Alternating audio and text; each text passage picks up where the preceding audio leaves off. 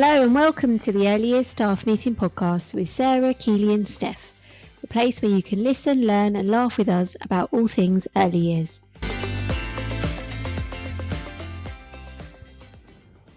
Hello, welcome everyone. Welcome. We're back. Episode 2. Series 2, episode 2. I know. Okay, so this week we're going to have a professional vent. I love this. So professional vent is a phrase that we use here in our setting where we just want to have a rah and just let loose about something. But in a professional guise. Professional. Okay, no effing and jeffing. Oh, no. We're very good. And then our main agenda today is we're carrying on with about provision, setting up provision, but we're going to talk about the furniture and the accessibility of the furniture and appropriateness, etc. In your setting. And then our staff voice, we're going to be talking about some of our experiences, maybe some hacks about getting cheap furniture and resources, which you're my expert of, Keely. I love and we'll shopping. Finish off with our mindful moment, which we're going to talk about mantras today, and then our any other business at the end. Okay, I'll be ready, ladies. Professional venting time. Okay. Get ready to feel better on the inside. So we're ranting about social media. So while I've been doing, taking over the Instagram and having a go at uploading stuff, I was advised to look at research and to look at what people are looking at so that to grow your followers, basically you copy what other people are doing, which got my first backup because when I did my research, lots of people and practitioners are making everything look too beautiful. There is a lot of stuff in the photos. It doesn't look real. And it really got my back up because I don't want to do that. Yeah. But it's kind of like a double-edged sword. If you don't follow the crowd, people aren't going to follow you. No. And you're not. So that it just really made me really angry.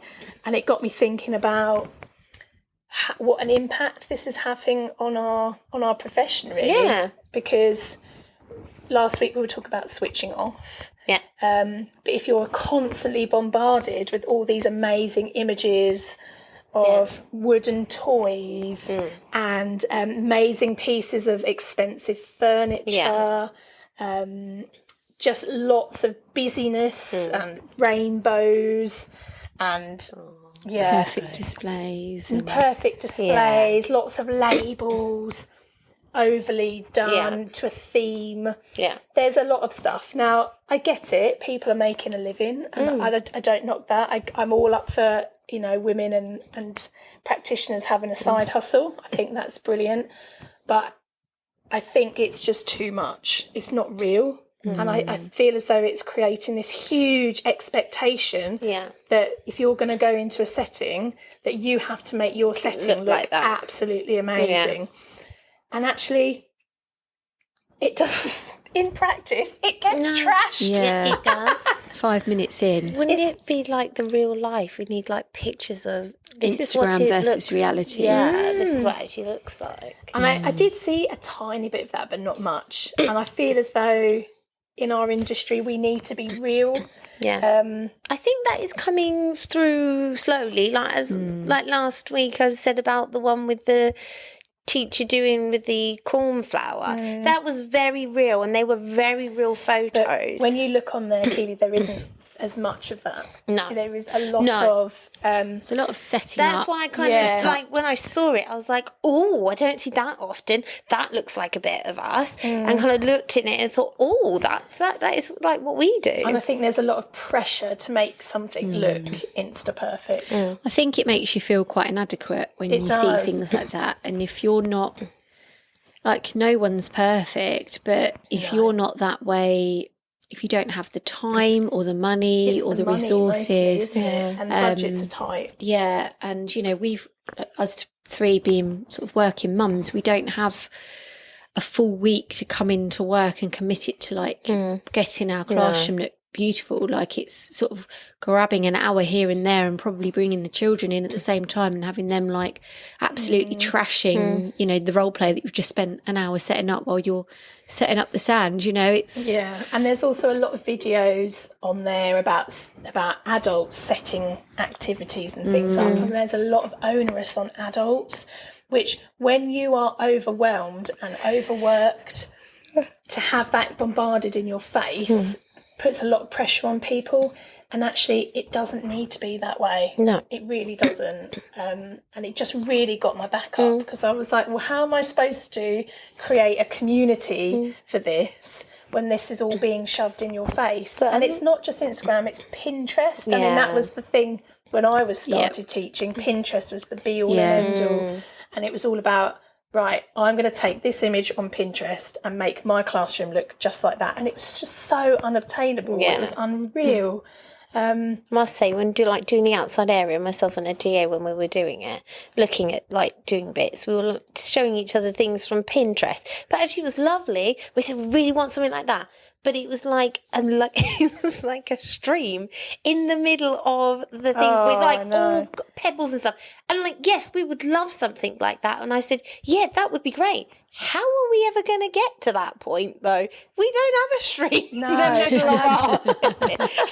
the middle of our outside area. And as much as, yes, the children would get a lot out of it, and it does look amazing, amazing. But we just couldn't obtain it. And then when we did try to do it like that way, it didn't look anything like it. And Poor man's version. Out no good. And it's a bit like, well, you kind of almost have to work with what you've got and who you've got and how you're going to get to where you want with your ethos as well, and not to almost let that stuff bombard your head. And I think, too you know, much. we have to remember that our ethos here is less is more. Yeah.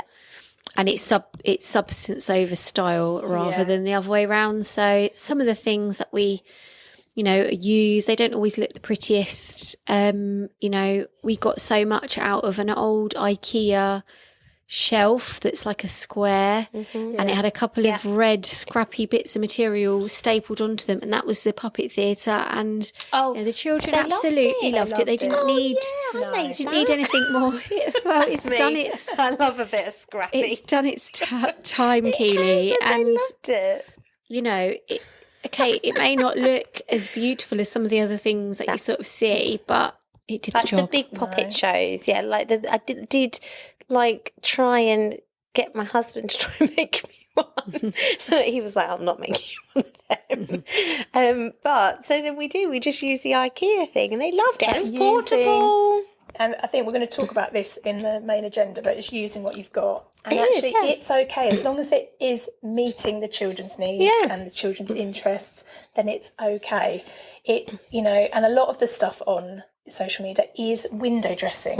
It makes something look absolutely amazing, but mostly it is overwhelming. It's cognitive overload, and actually the children aren't actually going to be able to use the window dressed items for anything other than just to look at it. So I think advice for our listeners, if they're, you know, panicking about how their classroom or how their setting and their areas look, just cast over it with a critical eye and just think, what are the children going to get out of this? What can they actually use it for?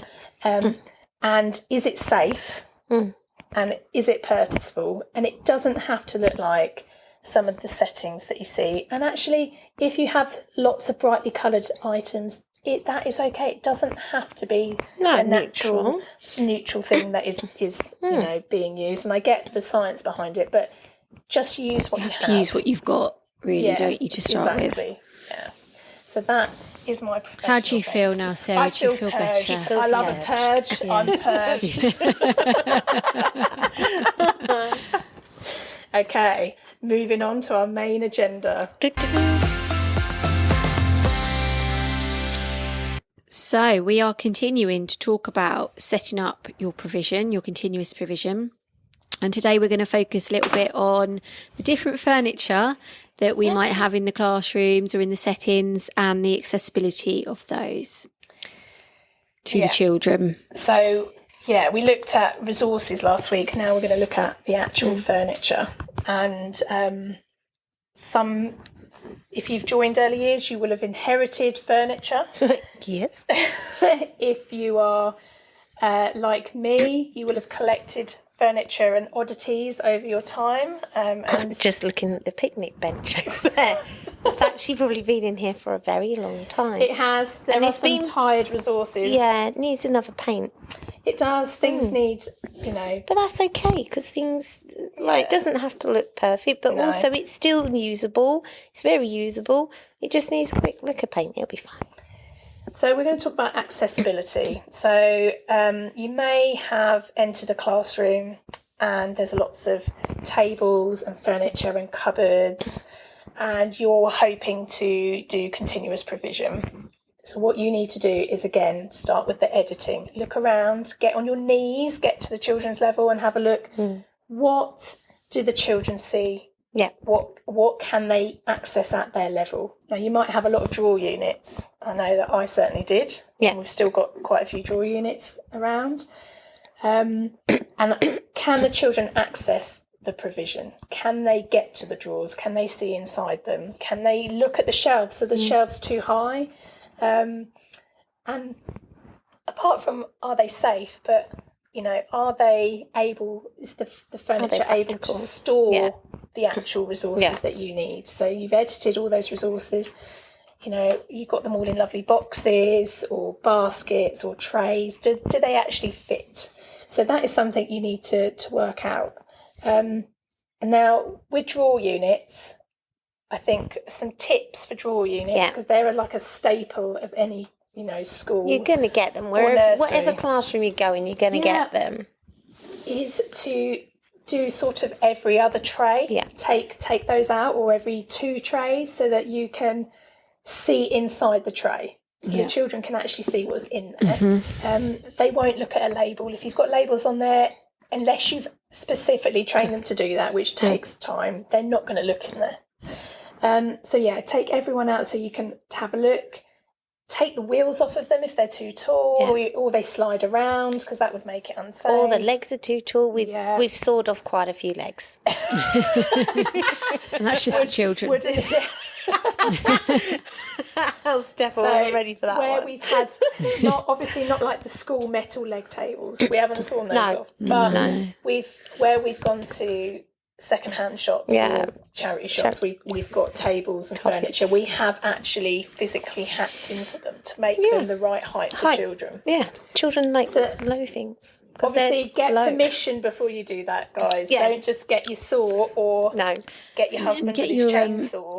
Get your site agent to help you so that you're not putting your... Do a risk assessment, please. Yes, please do. But... once you've had permission, have a go at tinkering with it and do a bit of upcycling. See if you can make things, repurpose things. A bit of paint goes a long way. Because not every budget is going to be able to afford, ridiculous amounts of furniture. And to start with, like when we took the drawers out, we did that a while ago, didn't we? Quite a few years ago we started doing it. And I quite like it when you've got the drawers all next to each other. So for me, that was a little bit there's loads of drawers missing. It really annoyed me. But now I'm a bit well, why is all the drawers there? You can't see the stuff inside. Yeah, it's about training, isn't it? It is training yourself as well. That actually is better for the children. They can see right inside those drawers.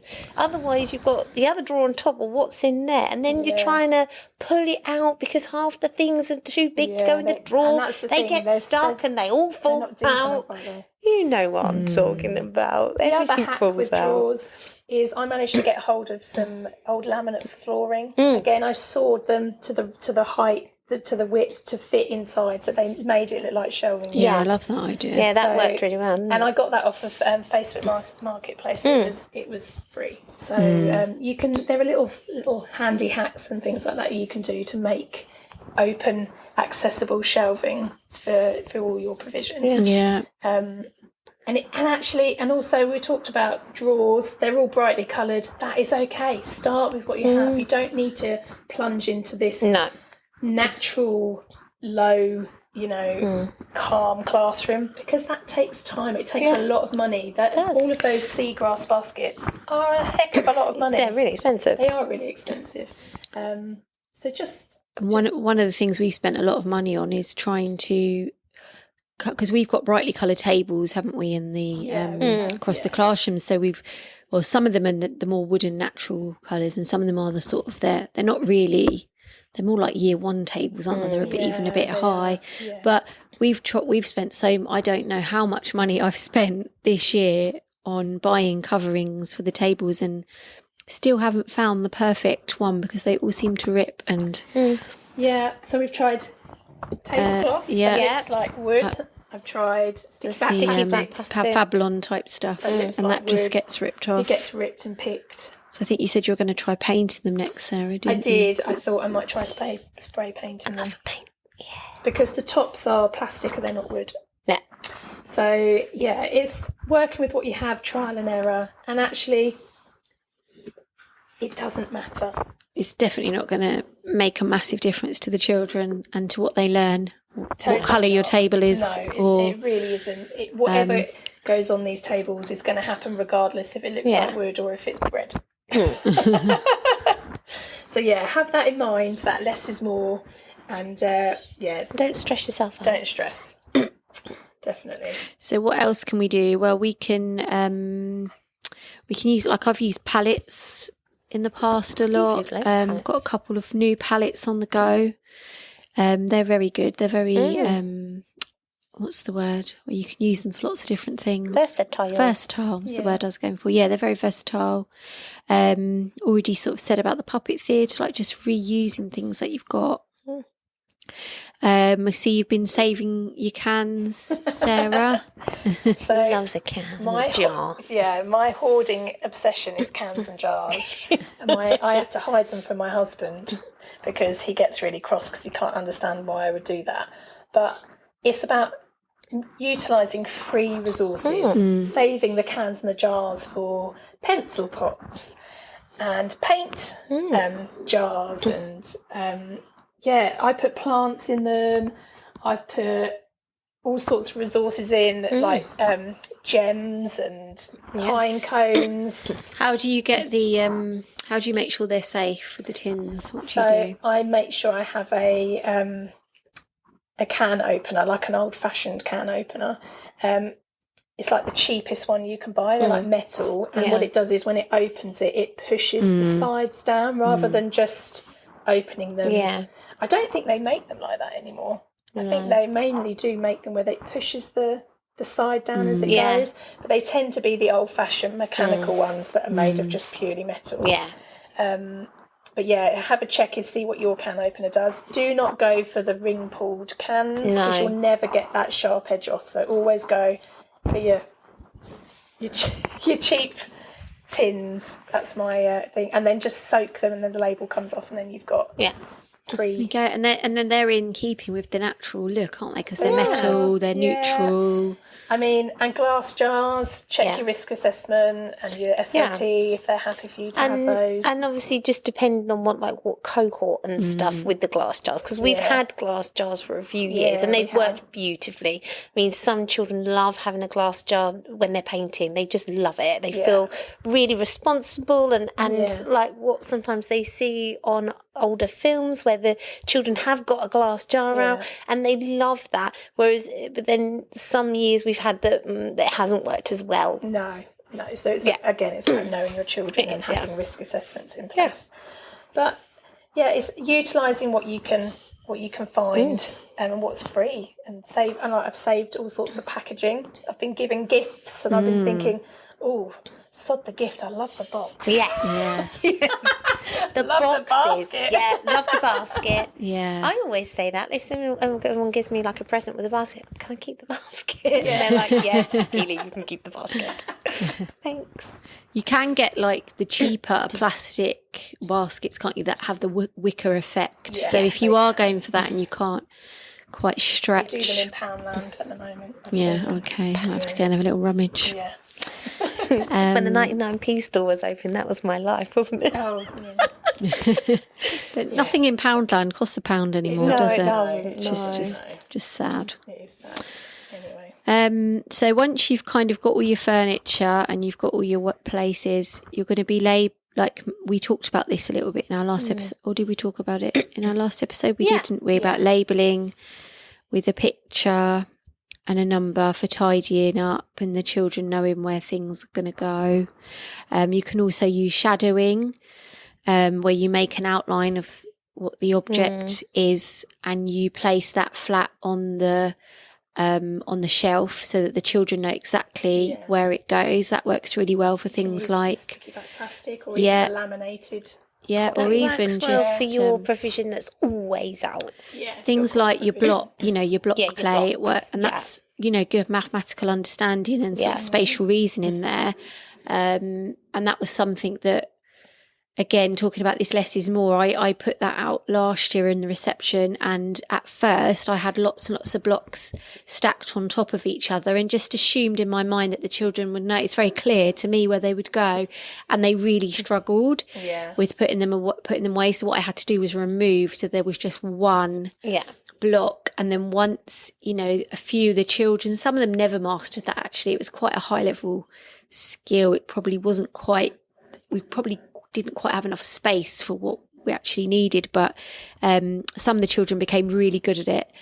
They were even better than like some adults that came in and tidied it up.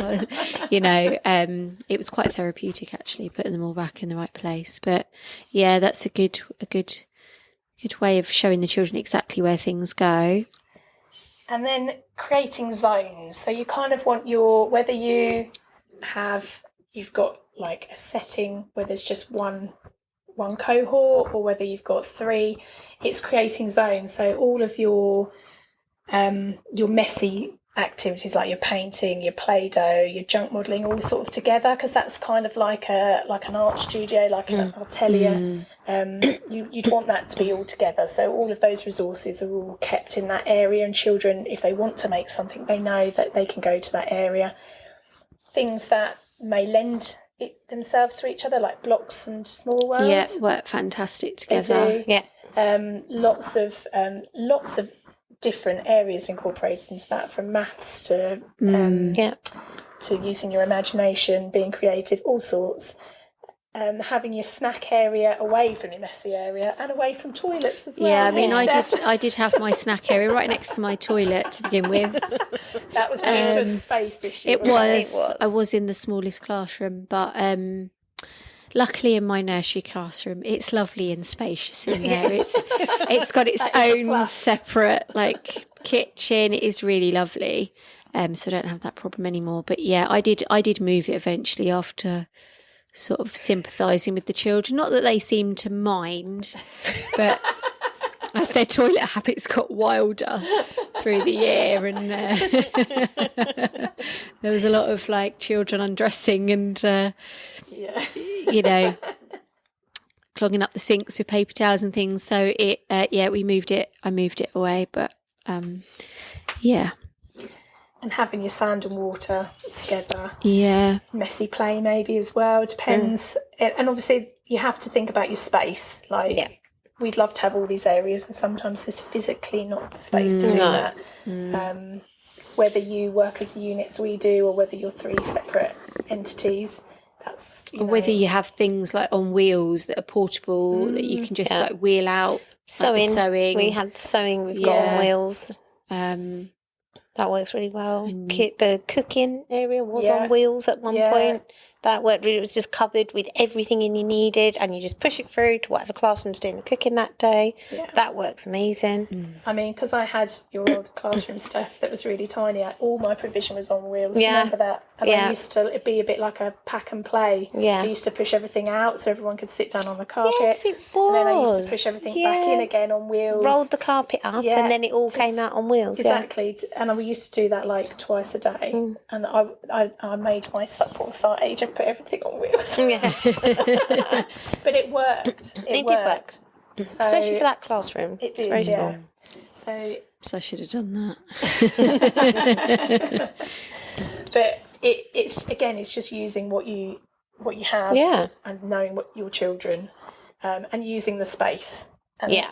some older classrooms are very strangely sized Yeah. and shaped.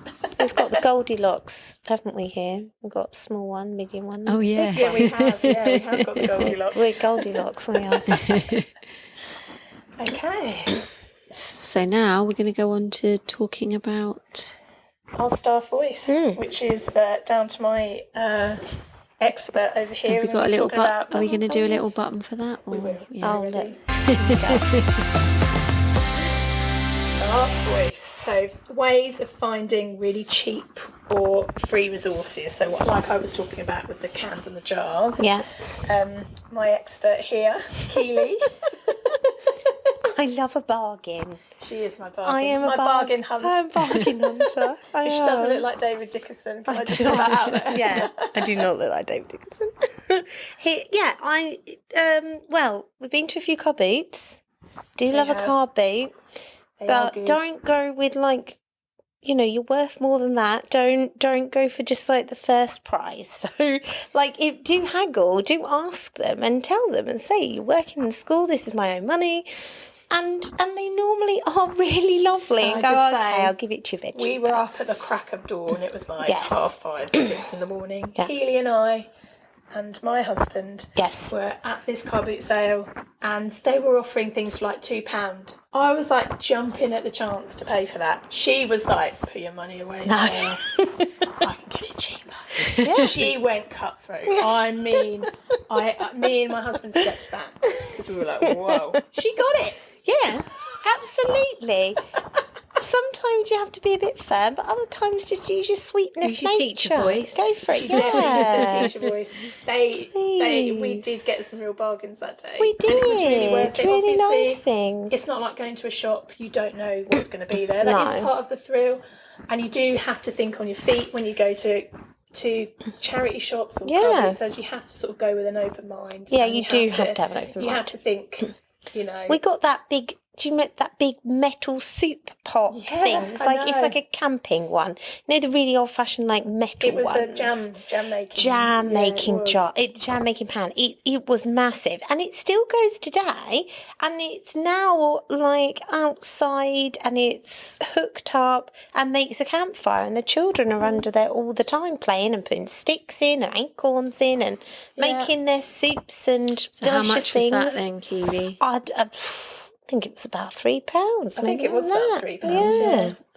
So it is thinking about what you're going to, don't just go there and say, oh yeah, we'll get that. Think about what you're going to use it for to a point. We did have that idea of that.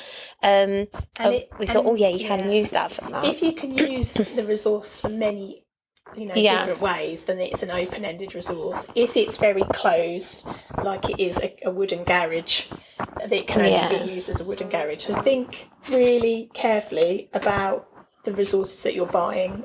Are they open-ended enough? Yeah. And are they going to get a lot of use out of it? Yeah, and we did get quite a lot of things from there for our loose parts. So we got teaspoons and things like that for our loose parts as well. So that's really good to get those things. Lovely loose parts from charity shops. Yeah, and jewellery and things it's called costume jewellery, but you only pay say £1 for 5 necklaces.